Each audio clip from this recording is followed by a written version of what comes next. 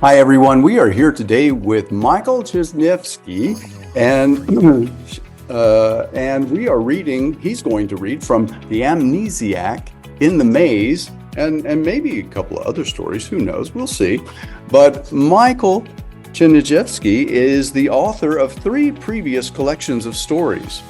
I Will Love You for the Rest of My Life, breakup stories, except I have them in the wrong order. We're going to be giving this away today. From Curbside Splendor, 2015, Chicago Stories, 40 Dramatic Vignettes, also from Curbside Splendor from 2012, and Elephants in Our Bedroom from Dzank Books, 2009. He serves as editor-in-chief of Moon City Press and Moon City Review, as well as interviews editor at this place called Smokelung Quarterly. In 2009, he was awarded a fellowship from the National Endowment for the Arts. And what's not here is that he's a 2-time pushcart winner. Is that correct, Michael? Hi, Michael. Yes. Hello. Otherwise known as Mike. How are you today? Thank you so much for coming to read for us. We can't wait to hear you read. Well, you're not going to have to wait that long because I'm going to read just in a second here. Hi, everyone. Thank you for coming out for this. That's really awesome. I know some of you were at another reading that was right before this. So thanks for making this packed morning. Yeah. Thank you. What would you like to read for us? And people in the reading group at Smokelung have been raving about this. They can't get enough. Well, I've been trying, I've been doing readings for, since the book came out from the book. And there's a couple stories that work really well. And then there's a couple stories, like the last reading I did, I read something new and it went over really well. So I think I'll go with the story that I've read the most that goes over really well every time. And we'll start with that, but I'll be reading some other pieces. This piece is a little longer than a flash piece. But I think that's okay at this point. So anyway, and then maybe I'll even take requests later. And then for the encore, I don't know. But this is one of the earlier pieces in the book, and I'll probably have a chance to talk about the book and how it came together. But this is one of the ones where once I had this one, I kind of that's where I was starting to figure out what this was and what the book was going to be, as opposed to just having a bunch of stories, which is, I think, always when you have a collection, there's that transition from I have a bunch of stories to I have a book that makes sense and is a book. So, okay. This one is The Hemophiliac Engages the Glass Eater. It's on page 136 for those of you who are flipping through your books looking for that. I think that this audience probably knows that, but I did go somewhere and read the story. And the first question afterwards is somebody raised their hand and asked what a hemophiliac was. And I was like, oh, so I'm going to say a hemophiliac is somebody whose blood doesn't clot. So if they bleed, they just continue to bleed until they get medical attention to stop the bleeding through different means. Or they could take artificial coagulants that make them stop bleeding. And then I went from there and I said, well, I guess I should also explain what a glass eater is, in case the next question in this is a glass eater. But a glass eater is kind of a circus act, circus freak type person, somebody who literally tries to eat glass as a performative type thing. So, okay. I just to cut that off at the pass. But anyway, the hemophiliac engages the glass eater. He has to remind himself it's not real. Nobody chews on glass without ripping their mouth apart, slashing through the flesh, remnants churning about, traveling the throat, stomach, and bowels. The glass eater, she fakes it all, but it's easy to think it's real, to imagine a granule left behind, waiting in the cheek, lodged between teeth, hiding under the tongue.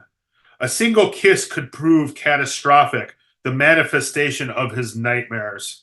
But it never comes to that, never will. It's not real. He can love her forever. The glass eater will not make him bleed, not in that way. Still, he fears her. She works with glass a constant, a part of her lifestyle, like a beloved pet or a priceless photo album. Most of it lies broken at rest, sharp edges jutting and pointing. They're props for her show, all of it locked in her studio, but he knows they're there. One puncture is all it would take, a stray bit in the carpet, in the seam of a couch, a speck beneath a pinky nail. At his own home, he drinks from plastic, sits at a table with rounded edges, eats everything with a spoon. He doesn't own a mirror. Dentistry is an adventure. He survived this long by being careful, not a single incident since he was 14, but this romance laughs at it all. Of all the women in the world to fall for, of all the women to answer his ad, he had to find the one working glass eater in the city. Fate, he could call it, the kind that comes looking for you, looking for trouble. Most of their time is spent apart from danger, sans broken glass. They see movies, they attend concerts, they cook exotic dishes pictured in magazines. They go for walks, plan and upgrade to jogs. They despise real golf, love mini golf, keep a running score. They exist to be with each other, but keep their own routines. He wakes early, she stays up late, meeting in between. He banks, she performs. His family is extended, she's an orphan. His apartment is immaculate, hers a disaster.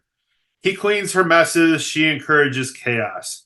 He served as a juror twice, she's been arrested 3 times, twice for public indecency. When he offers an impromptu weekend on the coast, she'll suggest skydiving, even matching tattoos, offer an apology when she realizes her mistake. They are opposites in the practical senses, but neither wants to spend a moment apart. Puzzle pieces, he calls them, and she laughs. Come up with that yourself, she says, and he nods, proud. The hemophiliac has seen recordings of the glass eater's glass eating, too uneasy to attend live. Her set falls early in the bill between the bearded baby and the knife thrower, allowing the baby to make her bedtime, warming the crowd for further peril. The venue is a smoky bar, the stage smallish, the lighting pink. Myriad beer bottles clink about, one drops and shatters. The hemophiliac watches as the baby's mother pulls at the beard to show it's real, brushes the bristles to a point, over a foot of growth at just 8 months. The glass eater then takes the stage. She begins by devouring a champagne flute, munching it like a celery stalk. They're candy, the glass eater reveals. Cost me 3 bones a pop. The hemophiliac shivers, trying to grasp her words, believe her. After the flute, she makes her way through a bevy of beverage receptacles, a beer mug, a crystal goblet, a brandy snifter, a coffee cup, glasses for martinis, cordials, margaritas, and hurricanes. Mostly she palms the shards, crushing them in her gloved hand, pretending to chew, dropping the bits down her blouse, feigning a swallow. For her finale, she attacks a Ming vase, priceless, she claims, but she can't fight her craving, such a rich appetite. Recent shows have added a live-action screen, broadcasting the inside of her stomach via an unseen camera, the Nash pieces easing in, bit by bit, her body adjusting, consuming, not a drop of red in sight. In reality, the video stomach is a sheep's liver, some Vaseline, and a splash of grape jelly, filmed in her studio, the bits of glass sprinkled in as she holds the camera. The hemophiliac cannot watch this footage. It turns his stomach, he wants to say, but doesn't. As love persists, the glass eater asks to see the hemophiliac bleed. You won't die, she says. I've read up. They've been together over a year, and lately she's been talking nuptials, children, settling in. She offers to quit the tour, find a day job, eat glass on the side, maybe stop altogether. The hemophiliac, 1 foot out the door, pauses. He could picture it, he and the glass eater together 24/7. We have to get over this, she says. You need an incident, in the comfort of your home, surrounded by people who love you. The glass eater has called the hemophiliac's parents, who strangely approve of her idea. They like the glass eater, he knows, because she likes him. Not many women have. Just one slit, then off to the hospital, the glass eater swears. When the hemophiliac asks why they don't attempt this at a hospital, the glass eater tells him that they need to simulate a real accident, which probably wouldn't happen at a hospital. Conditioning for inevitability, she says. I'll think about it, the hemophiliac answers, and does nothing but. The last time the hemophiliac bled, the first day of high school. Homeschooled K through 8, his parents gave it a shot, a haymaker towards normalcy. They dropped him at the Circle Drive in front of the school and watched him stroll up the sidewalk, driving off as he approached the door. Just as they disappeared, the hemophiliac reached to push his way in, but someone pushed out the same instant, ramming the hemophiliac in the face, an iron gray blur. The hemophiliac's nose spouted while his lip deluged. A crowd clotted around. He yelled, "Take me to the hospital," but the other kids, even a teacher, tried to settle him, tipping his head back, someone holding a napkin to his mouth, muffling his pleas. The teacher pulled him towards the nurse's office, but the hemophiliac was weakened, this the most trauma he'd ever endured, already down a pint. Hemophilia, the hemophiliac eked out, losing consciousness. The teacher picked him up and carried him to his car, racing to the ER, saving his life. The hemophiliac never set foot in the school again, those years a series of private tutors, standardized tests, and trips to museums. The only time he'd spent in the building, he spent bleeding to death. 2 days after the glass eater's proposal, she and the hemophiliac have a car wreck. Traveling at 55 miles per hour, they find themselves sandwiched, the car in front of them braking, the car behind not. Both the front and back ends of the hemophiliac's audio accordion. The bookending cars are totaled. Metal is on fire. Paint bubbles. Onlookers scream and gawk. Broken windshields settle like snow. Despite the carnage, the noise, and the intensity of the impact, the hemophiliac and the glass eater remain unharmed. The two crashes canceling each other out. The exact same forces shooting inward at precisely the same moment, the hemophiliac later theorizes. They didn't even feel a bump, neither weathering a scratch. Witnessing this miracle, the hemophiliac announces, "I'll do it. I'll cut myself on one condition." "Anything," the glass eater says. The hemophiliac replies, "You have to eat a piece of glass. For real." The hemophiliac and the glass eater become engaged. They move her studio into his garage, split his closet in half, map an addition for a den, a treadmill for children. They book a date at a church, order invitations, reserve a hall for the reception, and select top-shelf booze. An announcement goes in the paper, accompanied by a photo. At work, the hemophiliac's colleagues discuss tax benefits, pat him on the back. At the glass eater's job, the MC asks her to wear a wedding dress for the show. Brides sell tickets, he explains. Dates blot the calendar on the refrigerator, the rehearsal, the wedding, 2 weeks in Hawaii. But firstly, the cut date. That becomes the name for it. Cut date. The glass eater begins Xing off the days till the wedding, the hemophiliac knows, but asks her to stop. The cut date feeling sooner that way, a countdown to death. The glass eater reminds him that a hemophiliac has not bled to death in over a century, but stops Xing anyway, respecting his perspective. The RSVPs roll in. The registry empties. Days pass without the X's. The hemophiliac knows she's worth it. The hemophiliac eats lunch on a park bench one afternoon. Pigeons dance underfoot, crocuses poke the air, a concrete crew fills and patches a sinkhole. It could rain at any time, but it isn't raining now. The hemophiliac finishes his apple and sandwich, tossing the bread ends down, studying the pigeons as they converge. A woman sitting next to him does the same with her ends, though hers have been pre-removed. "I saved them for this very purpose," she says. She introduces herself as Michelle. Without prompt, she tells the hemophiliac her story. Michelle does the same thing the hemophiliac does at the bank across the street from his, and it turns out they've met before at a conference, a panel on futures. She lives near his neighborhood, he realizes, drives the same make and model car, both midnight black, and from what she describes, she has the same early schedule, an equal affinity for tidiness, and parallel views on what should be done to fix the economy. Her fingernails are short and neat, like the rest of her. At 8 minutes until 1, they stand together, walk to the corner, and Michelle says, Same time tomorrow? The hemophiliac nods, says it's a date, and as Michelle crosses the street, he realizes he has just made a date. At home that night, the hemophiliac tries to forget what has transpired, but as he heads to bed, he calls the glass eater Michelle. Night, Michelle. But the glass eater doesn't hear or doesn't let on that she has. The cut date is 3 days away. The hemophiliac orders lunch in the rest of the week, decides to never return to the park. As a boy, the hemophiliac found he could hold his breath longer than anyone he knew. He did not know how many children, but at the city park, during lessons, during free swim, he tested out, would win every showdown. When the other kids got bored with his contests while they played Marco Polo, performed flips off the high dive, engaged in other grabassery, the hemophiliac spent his time beneath the surface. He held himself under by the ladder rungs, his lungs burning, and watched everyone's legs kick. His parents, forever nearby, monitored his progress, timing his submersions. By the time he was 8, he could stay under 3 full minutes. It's your gift, his mother explained. It evens you out, his father said, for the hemophilia.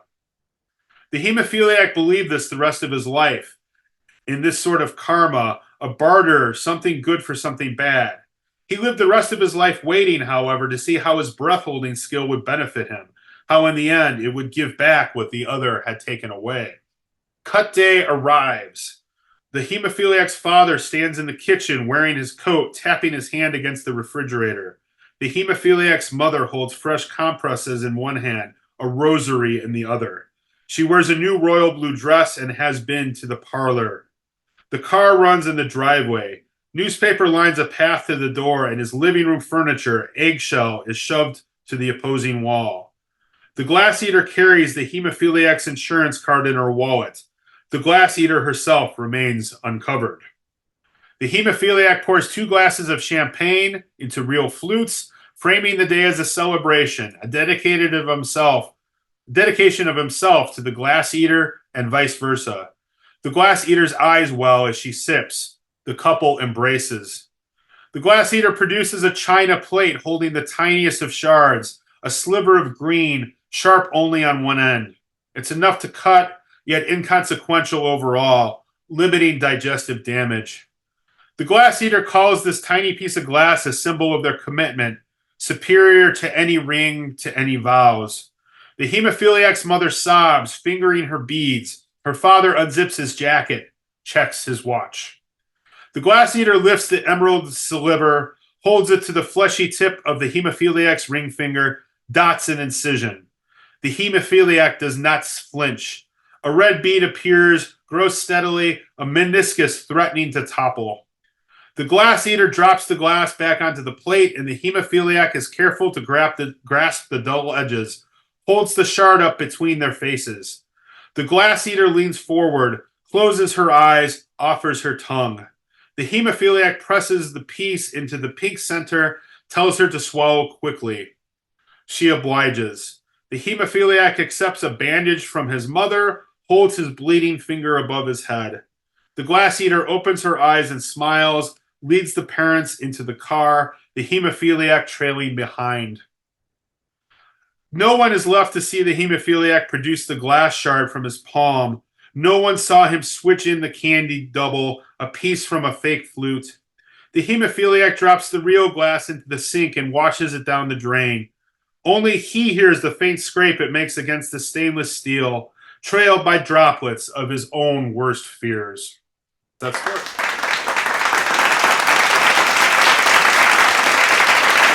Thank you, Mike. Let's talk for just a moment about how a flash writer approaches longer stories, because we are all writers, first of all, and of course, Smoke Long Fitness focuses on flash, but we are all writers of longer stories sometimes.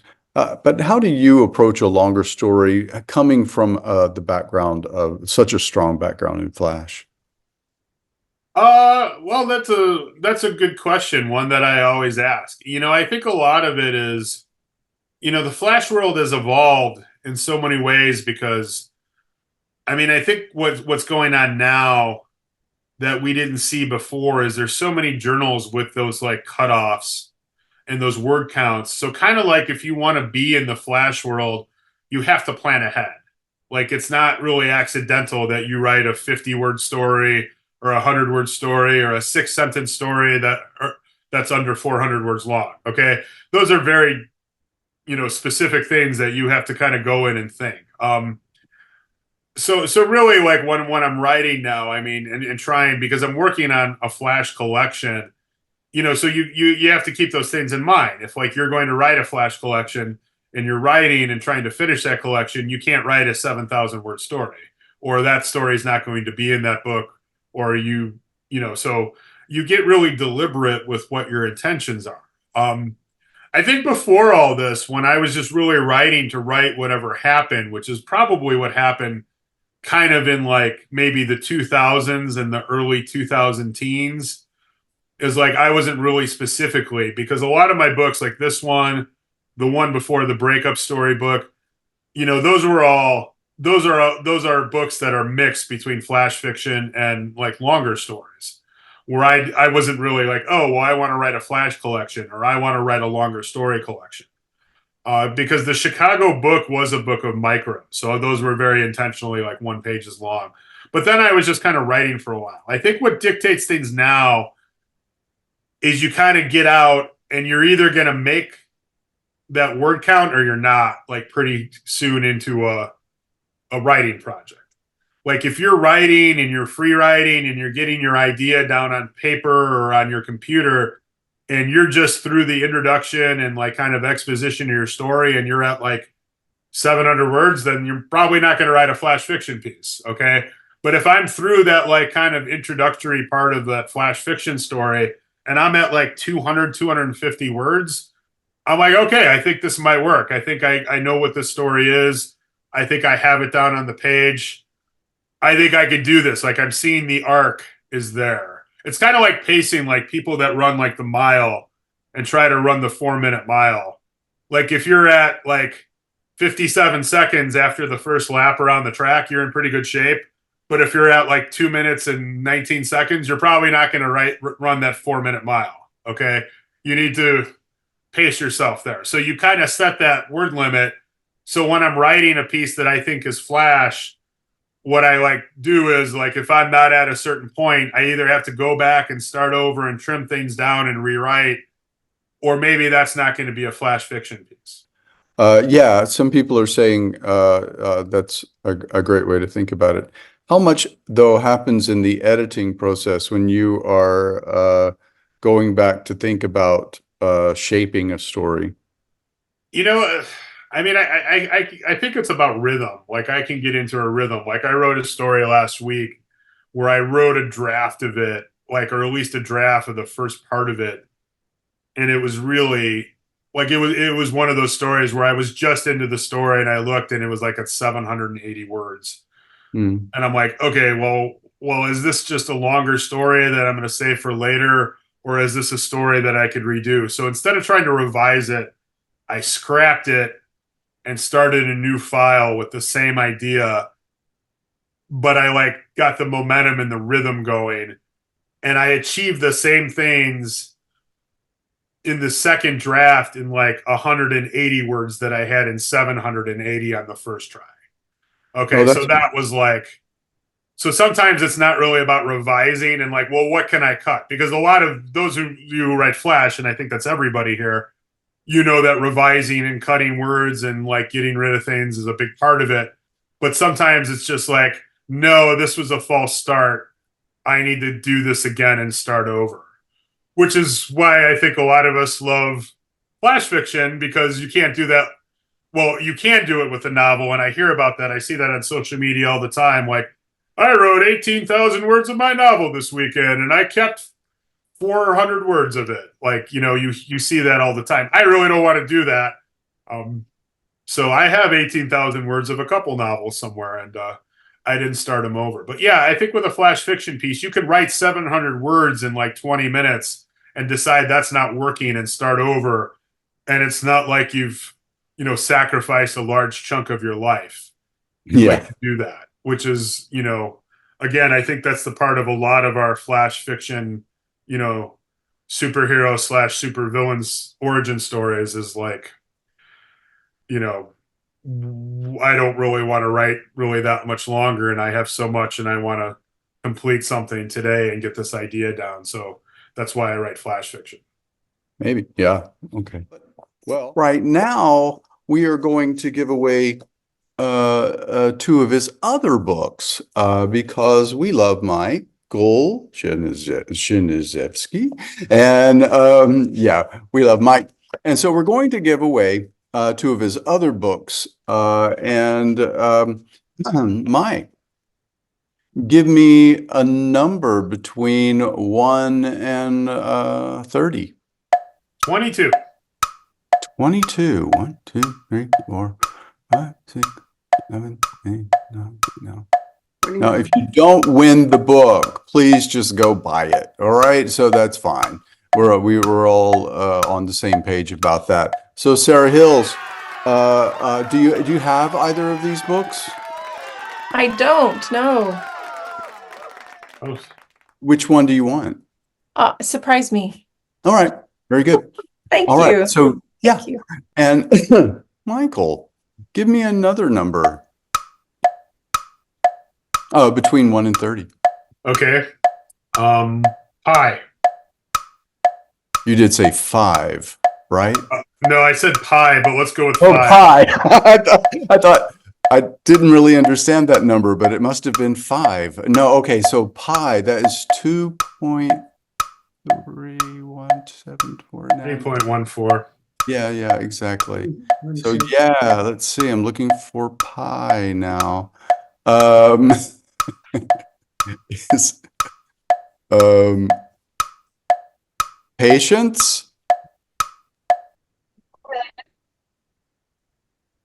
Great connection you have there in France, Patience. Okay. I'm sorry. We're right around the corner from each other, right? Okay, so you're going to get one of my. Thank you. Okay. Yeah, I didn't get any of that, Patience, but okay, we're going. Yeah, but we're going to send you a book. Okay. Yeah, it's Yay. it's breaking up. Yeah. Okay. Michael, now, so you're famously also a professor. Famously. Yeah. I don't And know about that. Yeah, I do. Do you often give your students pop quizzes? Oh, all the time. No, Uh-huh. yeah, we do. I go back and forth semester to semester. Sometimes we have a quiz on the daily reading, and it's really great, and it keeps everybody reading and on their toes. But it's a lot of work for me of grading those quizzes and organizing them.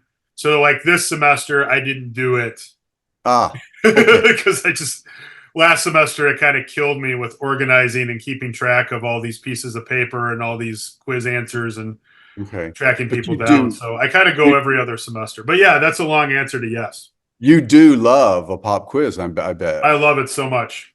Okay. Hey, what if I give you a pop quiz now? Oh wow, that would be just. Just, I love the use of just. All right, so here we go. So without any further ado,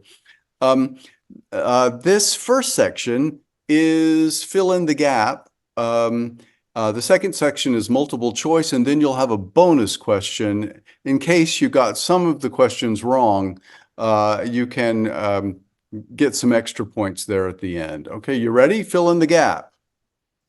My best ideas come to me when I'm Quiet. correct.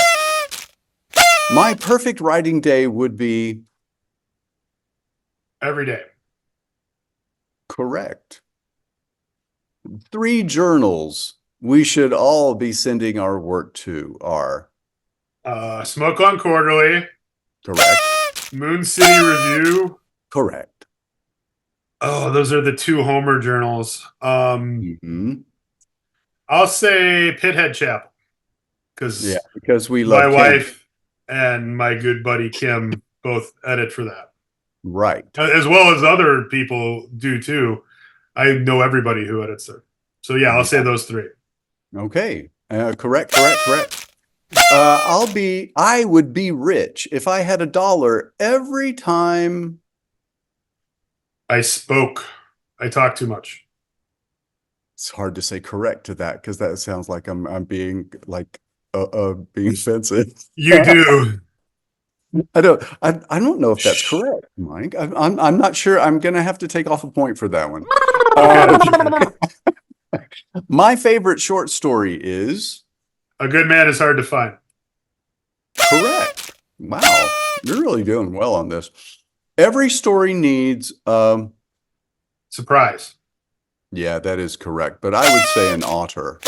The Amnesiac in the Maze is about Frustration.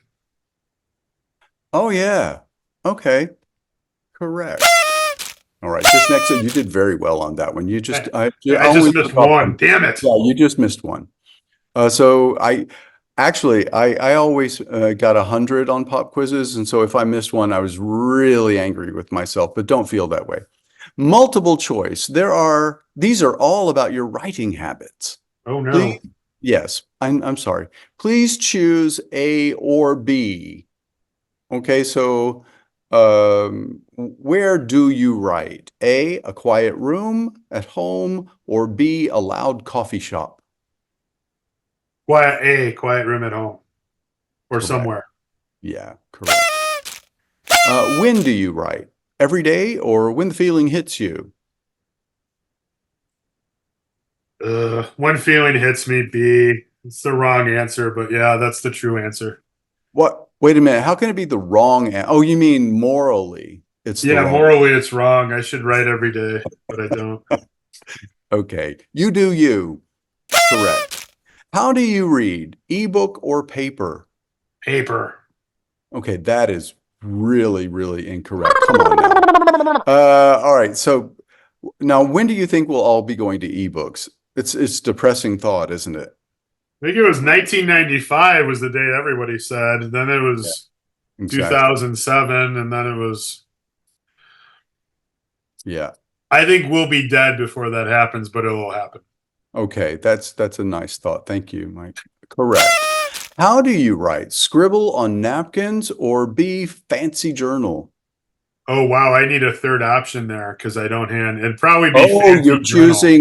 choosing the Disha filial option because Disha refused to do the A-B thing. So you'll let you do a Disha. Go ahead. Yeah, I write on computer because I edit every sentence 50 times before I finish it. So Oh, that's good. That makes me feel good to know because I love your sentences so that I know how much work goes into them. That makes me love them even better. Now you got, I think most of those right, or sort of right, or not morally right, but sort of. Okay, so your bonus question. Now you can really rack the points up here. What has been your oddest or most fulfilling experience as a writer? I think the weirdest thing that ever happened to me, and this is really weird. Somebody told me they read my book, and I did not ever picture that. Like when my first book came out, like it was like a week later, and one of my students, like a grad student, passed me in the hall and said, "Hey, I just finished your book," and started telling me about it. And I was just looking at him and like he was talking in another language, or he was like a space alien with like 8 arms and 10 heads. I was like, that never really dawned on me that anybody would ever read the book. Like you go through this process for a long time where you try to be a writer just by writing, and then you try to get something published and you don't for a long time, and then you do, and then you're working with contracts and over email, and you get these books in the mail, and it's also really kind of impersonal. And so then my book came out, and I didn't like that never crossed my mind like somebody would actually read it, let alone somebody I knew and would talk to me about it. So there was kind of this very surreal experience that I was standing just in a hallway. This is when I was at Bowling Green, like in this long hallway with all these doors, kind of this like Orwellian, like nightmare of a building that we worked in, and like this person's like telling me these things, and they were really enthusiastic, and I couldn't even really hear what they were saying because it was so odd. Yeah. Um, because up to that point, you were writing to write. Yeah. And it suddenly occurred to you, the reader. Wow. Okay. So I love that story. Read us another story, will you? Okay, I'd love to do that. I'll read something more flashy because this is Smoke Long. Okay, so let me know that I just have to let you know that my husband will be so thrilled that you used that word. He keeps asking, "Hey, can I use the word flashy to about?" And I was like, I'm not sure, really sure because Well, I But think if anyone's going to own that, it should be us, Chris. Like, yes, I think we should try, like, we should try to get the trademark in on everything, even remotely.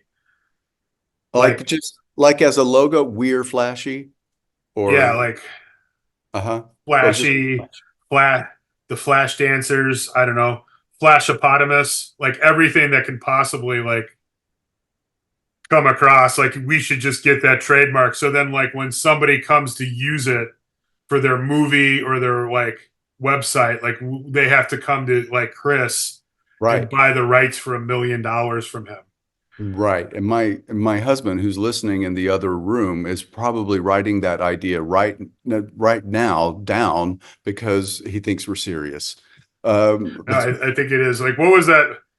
What was that skit on Saturday Night Live where the guy next to the copier would just be like, it was, I forgot what it is, but like Flashorama, Flasherific. Like we should just write, we should all brainstorm and write down everything and get it.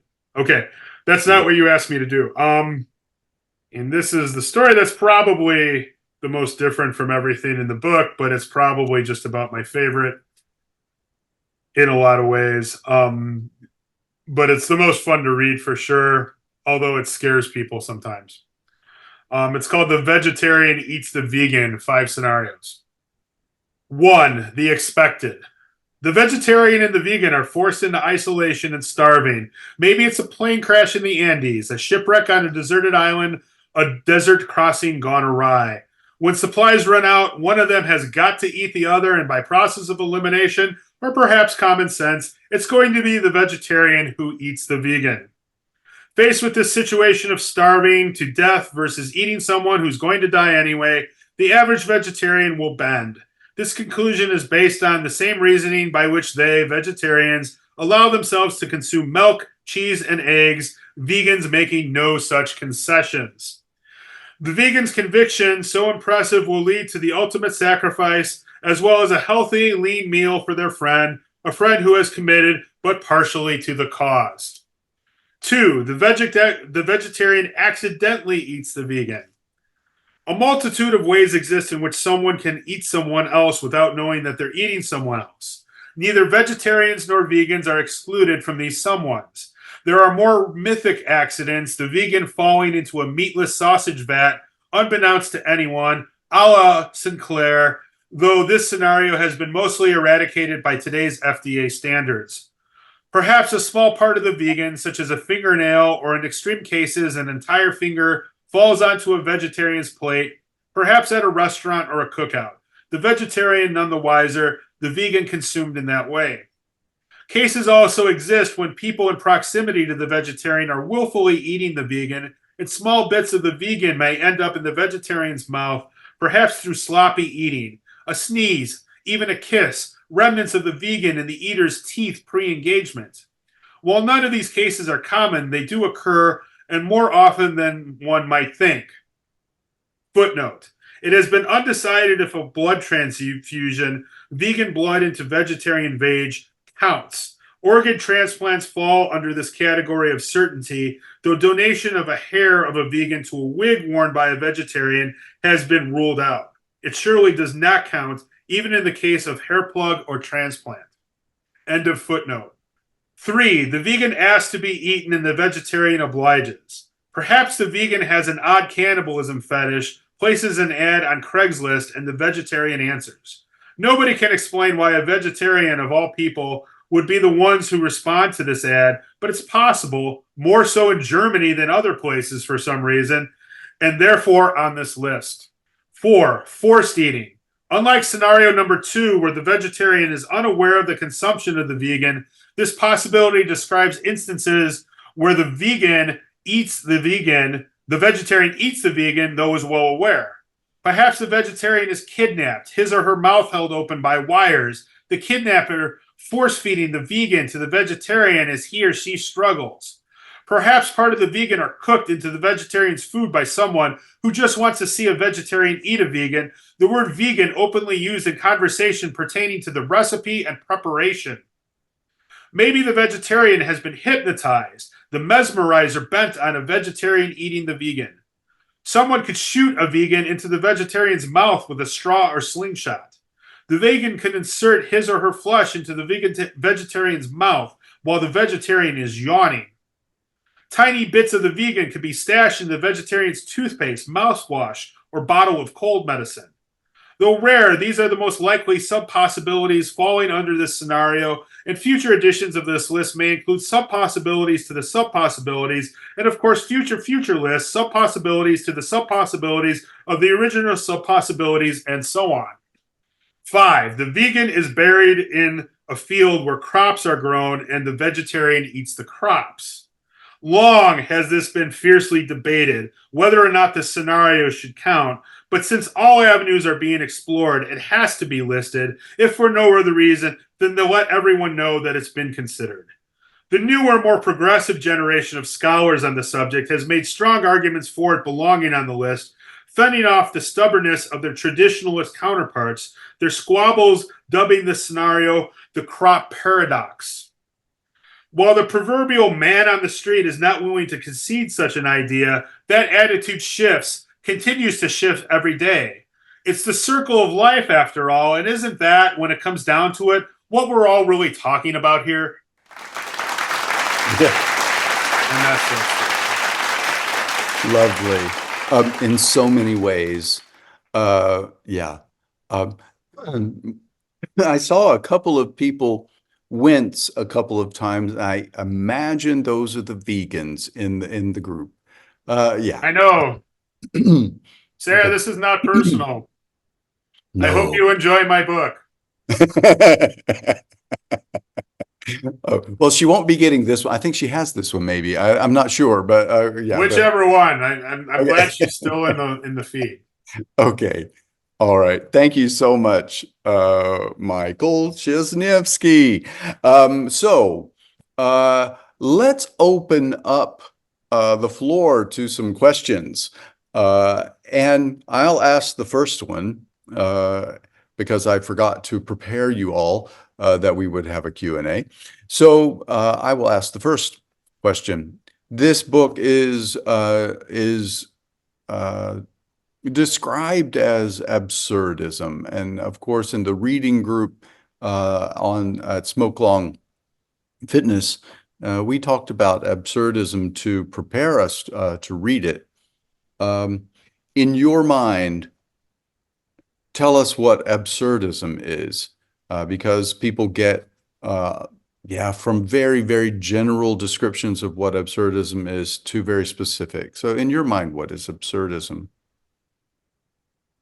You know, I think it's hard to define absurdism, and that's part of what absurdism is. I mean, I was taught that. Christian and I were talking about this before, and I think the first time I heard about this is, I was in a lit class in undergrad, and I read Beckett, and we talked about Waiting for Godot, and talked about that. I think absurdism is like, it's kind of like the definition of magical realism, where I had a student turn in a story once, and he was an undergrad, and it just didn't make any sense. Like, crazy things happened that didn't make any sense, like paragraph after paragraph, line after line.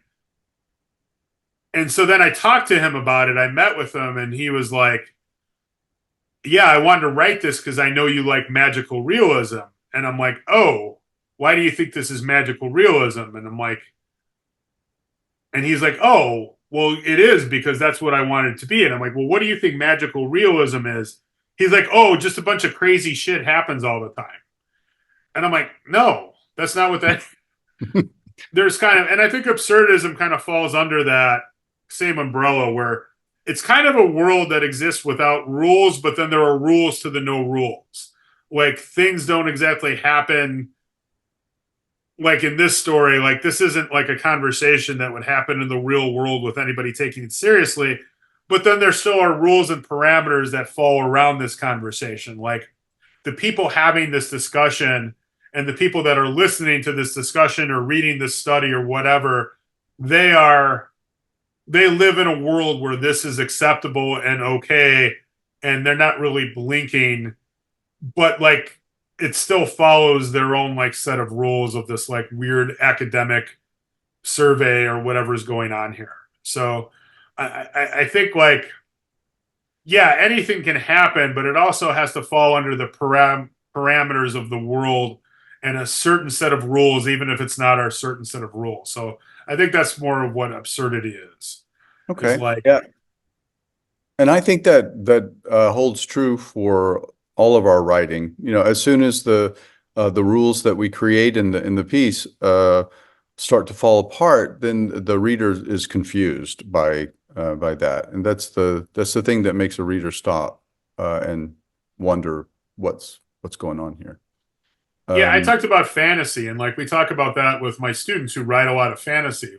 Like, yeah, it's fantasy, and you can have like a trans dwarf, like, you know, doing this and doing that, but a trans dwarf really can't perform magic because dwarves are not magical creatures in this world.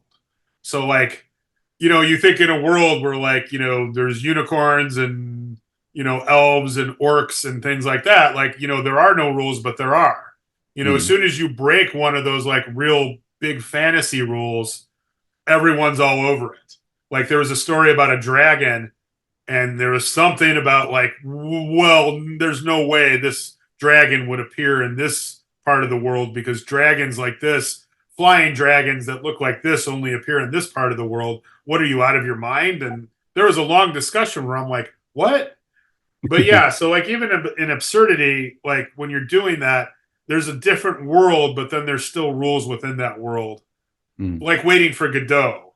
Like it doesn't make any sense, but it makes sense because once you get into the rhythm of what these two guys are doing out by these railroad tracks, you understand it and it makes sense. Right, because at some point you understand that it is about futility. It is about the lack of resolution, and it is about someone who refuses to learn, or and that's why it's not going to happen. But who has a question? I am putting on the chat now to see.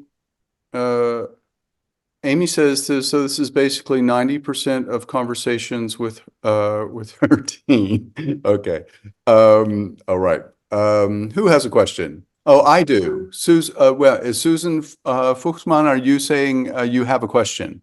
If you do, just unmute yourself and ask. Okay, thanks. Hi, Michael. It's nice to see you again and hear from your book. It was really great. I am actually in the process of putting together a flash fiction collection myself. Well, it's not all flash. And I'm curious how you decided how to order your pieces. What process did you use to do that?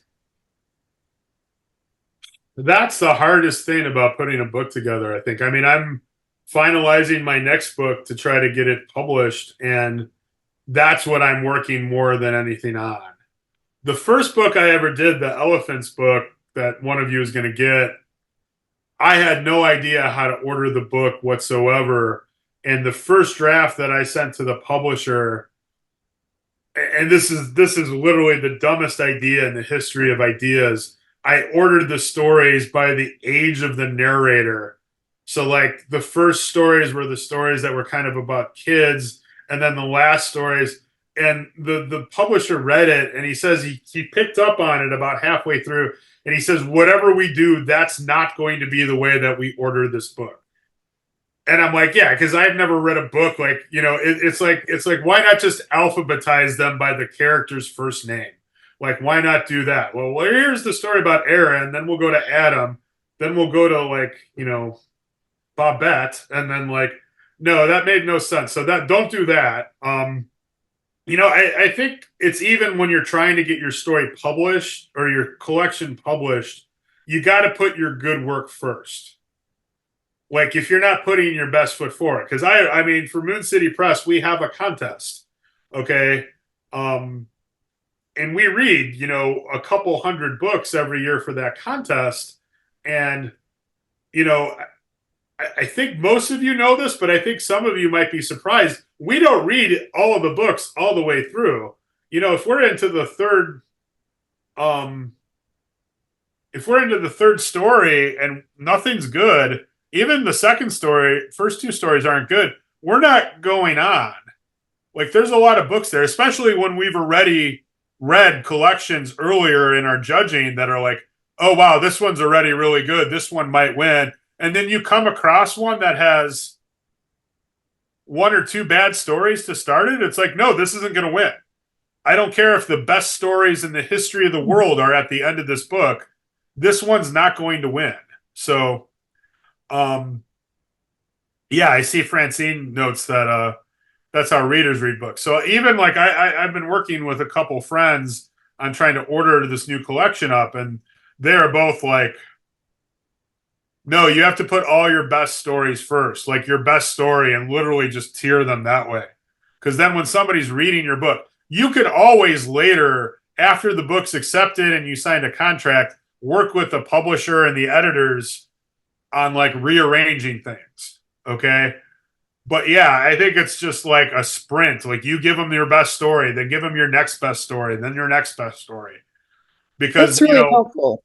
Yeah. So more than likely, they're probably even when we read for our contest, like because we have so many, if we read 3 really good stories to start, I don't even read on. I just mark it on the side as like, yeah, this one's on the side. This one's going to be one of the finalists probably, or we're going to have to read the rest of this. Because then when we cut it down to usually around 20, that's when we start reading the whole book. And then we don't even do that. Then when you really want to know like what book is good and how we pick our winners, none of the winners of this contest are in this Zoom right now, but like I'm going to go read the last story in the collection. I'm going to randomly read a story from somewhere near the back. And then we're like, when those stories are really good too, and we're reading like the 4th story from the back, and that's a really good story too, that's when we think like, hey, this is a book that's probably got a good shot of winning because everything's good. But really to get into that point, yeah, put your best story first and then your next best story, then your next best story. Thank you, Michael, because that is a really good practical advice. And I'm waiting for someone to say, how do I know which one is the best? Right, yeah, that's the next $1 million question is exactly. And I get that from especially like what just happened. Oh yeah, you're everything's falling off your wall. Something fell off my wall, but yeah, from students, it's like, how do I know if this is good or not, and if I should send it out? And I'm like, I don't know. That's hard. Yeah, it is, and that's why it's good to have people around you giving you honest advice, right? Right. You need to have trusted people around you who are going to tell you the truth about your work. All right. So Noemi has asked a question which I think is going to be really difficult to answer. How do you move from shorter stories to longer stories? Because as flash writers, we are so focused on compression and I don't want people to be afraid of expansion, and that's why we occasionally do expansion tasks and thinking about complete arc and getting not so worried about compression. But how do you move to longer stories without the fear that some flash writers might have?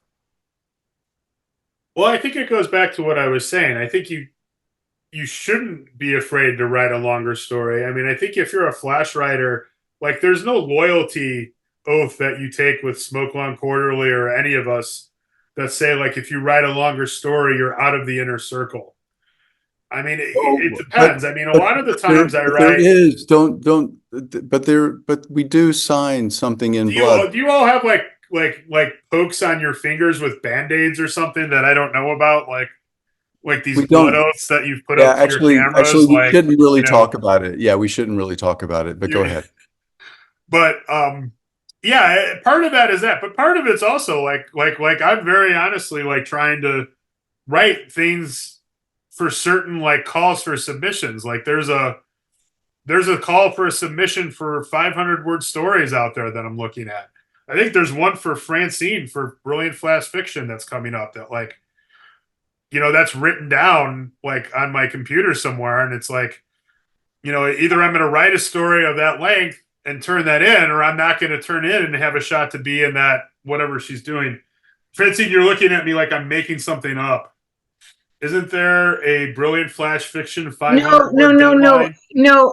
You might have seen on Twitter this morning. Someone said, "Where can I send a 500 word story?" Oh, okay. And I said, "Send it to SoFlo." So that's why. Okay. Okay. But like, yeah. So even if I'm making these up, which is bad, you know, if you want to be in a journal that has a word count, you have to be that. Otherwise, there really are no parameters to what you do. Sometimes when I write a story and I'm working on it and it's not under that, and it's not going to be under that, that's okay. If I like something enough where I'm working on it, I'm like, hey, this isn't going to make the 1,000 word cut, or this isn't going to make the 400 word cut, I'll go on to that. I mean, if you don't make the 400 or 500 word cut for a lot of journals, it's like, okay, well, I'll just hit the 1,000 word cutoff. So now I have a lot of room. I can double this and still like be in most flash journals. But then like I did finish a story last week that was like 1,400 words when I was done, which is great because it's like, hey, I wrote this story and I like it and I think this is what it has to be. Now, that's kind of like that, you know, like where do you send this now? Because the flash journals don't want it. And then a lot of magazines that like longer stories don't want things that are just over flash. It's like taking a shot on the basketball court an inch inside the 3-point line. Like maybe that's the worst shot on the floor. Yeah, maybe that 1,300 word story is the worst shot on the floor because you're kind of like running out of places then that really kind of want that length. But there's a lot of journals out there. Don't worry about that. Oh, you know, every time I turn on social media, there's 3 new journals I've never heard of that are really excellent and very nice, and I want to be in. So, from a practical point of view, especially the hemophiliac engages the glass eater. It is actually like a short story in sections that are relatively flash length, and from a practical point of view. Moving to longer stories, and actually Meilan Tan, I talked to Meilan about this, a lot of her longer stories are actually in sections that feel round and complete, you know, like a really tight section of writing. And so thinking about structure, taking a longer story in sections like that, as a flash writer, might open that up to you, Noemi, to think about longer, to writing longer. Do you find yourself writing in sections like that sometimes? Oh, I definitely. I'm glad you brought that up because that story, you know, I made that story longer by adding some of the backstory components, which are really like little flash fictions. Yeah. Like the story of the woman he meets on the bench, you know, the woman, her name's Michelle with 1 L. Like that was added last. That's just like something that gave the story depth that didn't have to be there. But the idea that there's this woman out there that's more perfect for him in most ways, like right there, that he could just be like, wow, I could meet the female equivalent of me for the pretty much part. And maybe that would be better that was added last. Or the backstory scene where he's hit in the face at high school and he bleeds and they have to take him. That was added like maybe second to last, where it's like, how do you make this story longer? It's like, well, I could add more scenes or I could add backstory scenes. And, that backstory scene, that's a little piece of flash fiction that I wrote that's like a page long. That's what that is. Okay. So I don't build like from beginning to end when I write longer stories. I usually write an arc out that's a pretty short story, and then I build it with extra scenes and flashback and backstory scenes in between. I don't like, that's why I can't write a novel, because I can't think ahead that far and write in order. I'd be like more like a filmmaker. How filmmakers say they don't shoot in order or in sequence. Yeah. Like sometimes though, like you'll watch like, the Avengers movie, like the last Avengers movie. They're like, oh, we shot the last scene first because everybody was in it. We wanted to get it out of the way. And could you imagine that being in that scene with 70, just all these actors in one place, having not really any film context for the last 2.5 hours of what happens, but like somehow you have to pull that off. Well, that's what writers do. It's like, I put it together or it's one of those things of like, when you tell somebody when they're working on something and they're stuck, and it's like, well, don't write the next scene, write the scene that's easiest for you. And even if you're working on a novel, you don't have to write it in order.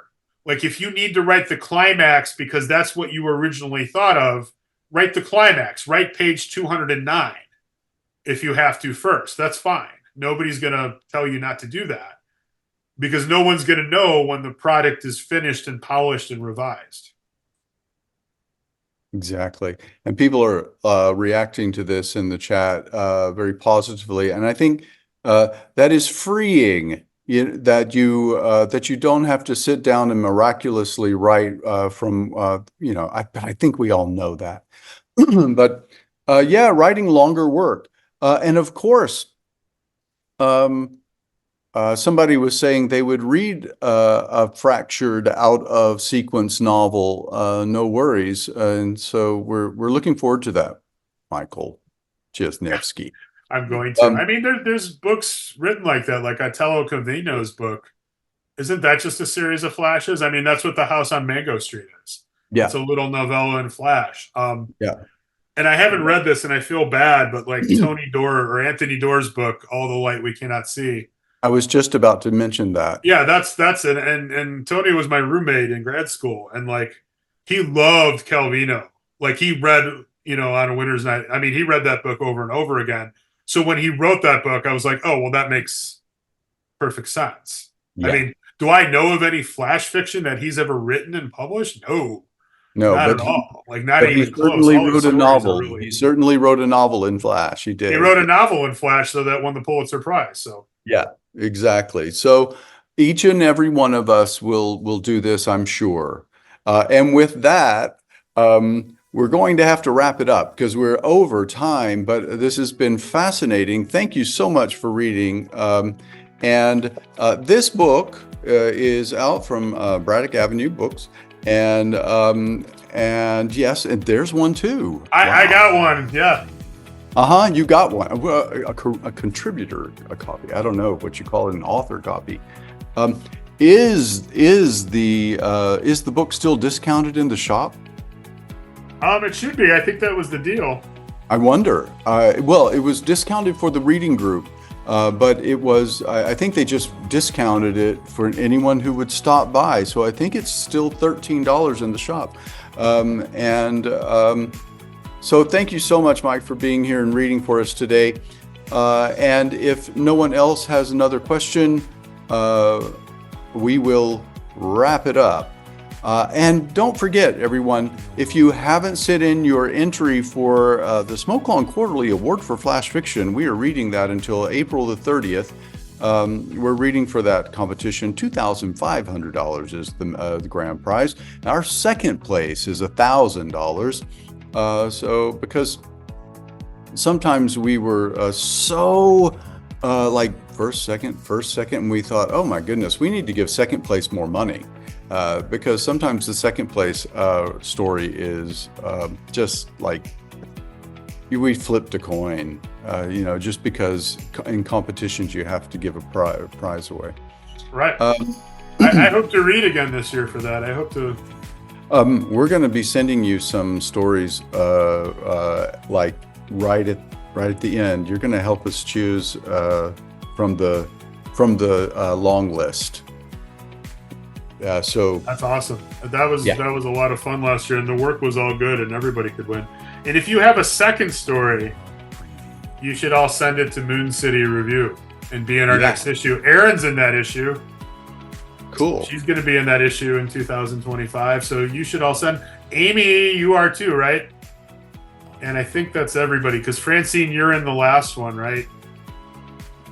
So you should send. You should connect with me on social media. I'm already with most of you, but yeah, I'd love to see updates on you and find out what's happening. But thank you so much for coming, everybody, and I hope you enjoyed it. Yeah, thank you. And I will see everyone in the workshop. Bye-bye, everybody. Have fun. Right on. Join a Smoke Long Summer and enjoy our 2-month virtual book fair with a publisher panel discussion, several pre-recorded publisher and author interviews, and more than 15 publishers offering big discounts. Wherever you are this hot summer, write with us in small groups, sharing feedback on 3 writing tasks per week. Participate in open mics and cultivate friendships in our global community. Enjoy all 3 webinars focusing on Flash, CNF, live reading skills, and high-intensity training for Flash writers. Enter 1 story in each of our 2 A Smoke Long Summer competitions with prizes of $500 each. That's a lot of acorns. And if you're lucky, you can win one of 50 prizes in our big A Smoke Long Summer raffle with a total value of more than $2,000. And choose one of the following 3 ways to participate: the virtual book fair for $49, or a Smoke Long Summer Light for just $79, or a Smoke Long Summer The Works for only $169. But remember, if you join Smoke Long Fitness before May 31st for just $34 a month, booked annually, then a Smoke Long Summer is included. Book now in the Smoke Long shop.